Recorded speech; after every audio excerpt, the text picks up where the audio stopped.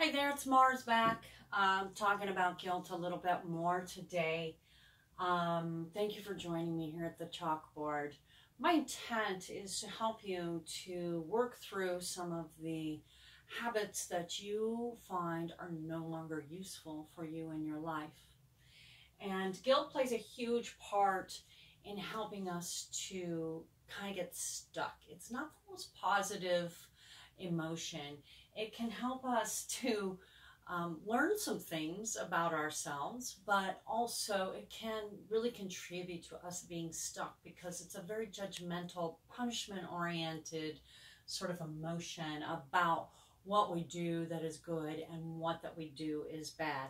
I mean, this whole term of like guilty pleasures or, she guilted me into, I mean, it's never really associated to something super positive. So I just want to kind of go through a few things here because what I hear a lot from people who come to see me and to work with me is like, how did I get here?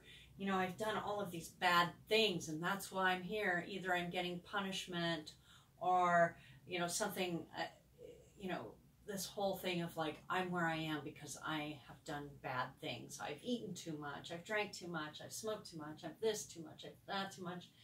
And it becomes a very, very, very difficult to crawl out of that hole because really when we start feeling guilt, what do we want to do is we want to go to these habits that have been our friends, so to speak, and we just kind of want to continue on this treadmill of making ourselves feel less guilty. So here's one way we can do it.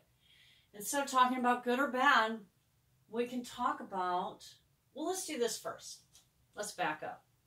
I want to talk about some of the things that, make us who we are in a way that help us to overcome these feelings of guilt. For example, we are our history and our herstory. Why I like to say that is because, we are here living this life and we are a story. We are a story of our environment, our physical environment, our emotional environment, where we were brought up, who shaped us, who formed us, who was there for us, who wasn't there for us. We are that.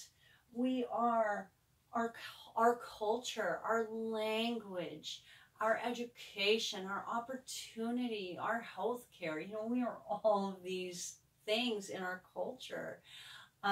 We are our ideals and our belief systems, what we've been given from others, from our culture, from our environment, from our history, from the political climate, from the television, from social media.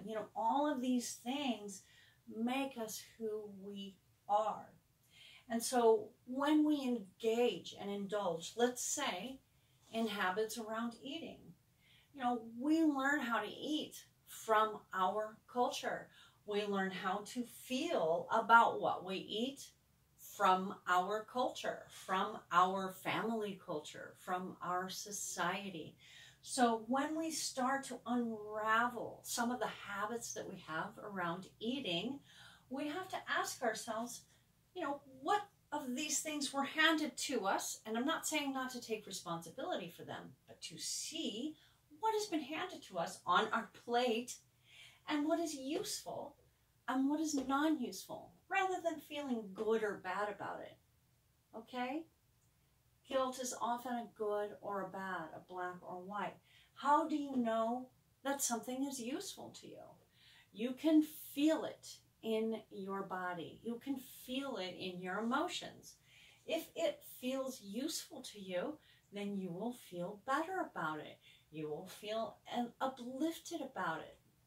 When you treat someone nicely, you smile at someone and they smile back. That's useful because it feels good. It feels good in your throat, feels good in your heart, feels good in your gut. You know when something is good, the decision that you've made, because of the way that it helps you to feel. You know that it's not so, I'm sorry to use the word good, useful. You know when it's not useful because it doesn't always feel good. It wasn't useful to me to smoke a pack of cigarettes yesterday. It didn't feel useful to me to da-da-da-da-da-da. Taking the good and the bad out of it and transferring it to useful or not useful. You can feel when something is not useful to you in your throat, in your heart, in your gut. You can feel when something is handed to you, whether it's something in history, someone else's ideals, someone else's belief system, something from your culture, something from your environment. Is it useful to you? Is it not useful to you? And taking a moment to connect with that. And when you find yourself using terms like good or bad, I did something good, or I did something bad, you can transfer it to, I did something useful because it felt good to me. I did something non-useful because it didn't feel good to me. And you can use that as a lesson to move forward, taking the things that feel good to you, that feel useful to you, and focusing on those things that promote joy in your life, in the lives of those who are close to you, in the lives of your working environment. When you promote those things that are useful, then we can let go of these ideas of good and bad. So I would love to hear your feedback on these things as you move forward to, change any kind of habit in your life. I work specifically and most often with the habits of smoking, alcohol, and food. So if you have any questions, feel free to reach out to me. And I would love to hear your feedback about this idea of guilt. All right. You know what? I encourage you to take great care of yourself today, to connect with what is useful and non-useful in your life. And I'll talk to you next time. Take care.